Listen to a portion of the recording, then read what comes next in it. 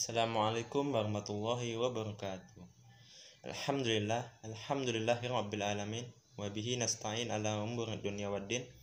Wassalatu wassalamu ala asrofil anbiya'i wal mursalin wa ala alihi wa sahbihi rasulillahi ajma'in, amma ba'du.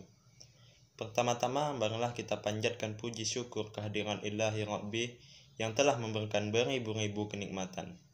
Salawat serta salam semoga kita limpahkan kepada Nabi Muhammad SAW yang telah banyak mengajarkan kepada kita tentang keikhlasan.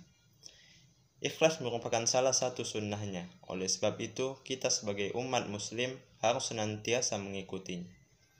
Ikhlas adalah amalia hati yang tingkatannya sangat tinggi.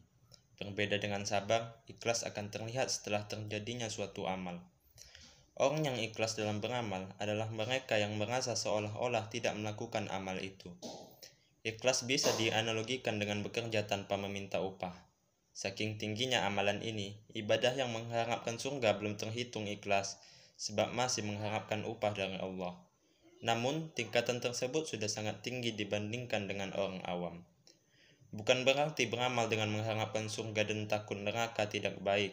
Imam Ghazali menjelaskan bahwa beramal mengharapkan surga hukumnya sah dan bagus, serta berfaedah diterimanya suatu amal.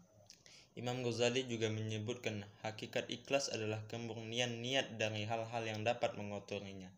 Salat ya salat saja, makan ya makan saja, pergi ya pergi saja. Begitupun ibadah. Ibadah ya ibadah saja tanpa memikirkan hal-hal lain. Allah Subhanahu wa Ta'ala berfirman pada surah Al-Bayyinah ayat kelima yang artinya, padahal mereka hanya diperintahkan menyembah Allah dengan ikhlas menaatinya semata-mata karena agama, dan juga agar melaksanakan sholat dan menunaikan zakat. Dan yang demikian itulah agama yang lurus atau benar. Dari ayat tersebut kita tahu bahwa betapa tingginya derajat sifat ikhlas. Dengan ikhlas, semua orang dengan profesinya masing-masing telah menjadi sufi, atau orang yang memiliki hati yang bersih. Seorang pedagang akan menjadi pedagang yang baik dan jujur, seorang petani menjadi petani yang baik, dan seorang pejabat menjadi pejabat yang baik, dan seterusnya. Imam Al-Ghazali mengatakan, semua manusia akan rusak kecuali manusia yang berilmu. Semua manusia berilmu akan rusak kecuali yang mengamalkan ilmunya.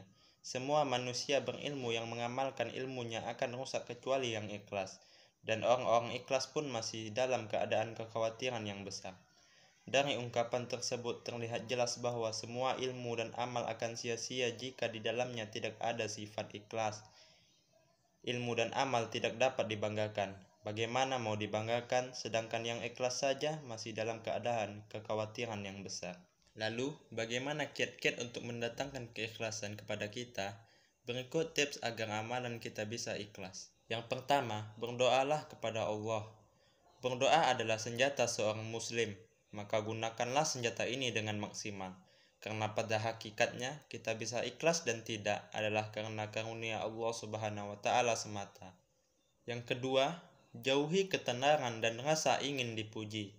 Inilah penyakit manusia, dan rasa ingin dipuji adalah suatu hal yang melekat pada setiap insan.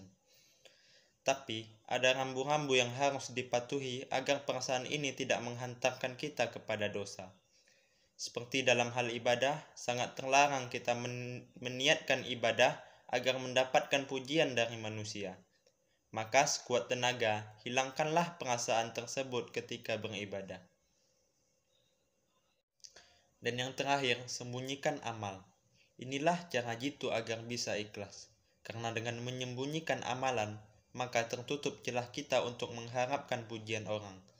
Dan inilah yang dilakukan oleh ulama terdahulu. Sekuat tenaga kita sembunyikan amalan sunnah kita. Ingat, hanya amalan sunnah saja. Berbeda jika amalan itu adalah amalan wajib yang disyaratkan untuk dilakukan di tempat umum, seperti sholat wajib di masjid, sholat Jumat, dan sholat Idul Fitri dan Idul Adha. Baiklah, sekian yang dapat saya sampaikan. Lebih dan kurang saya mohon maaf. Wassalamualaikum warahmatullahi wabarakatuh.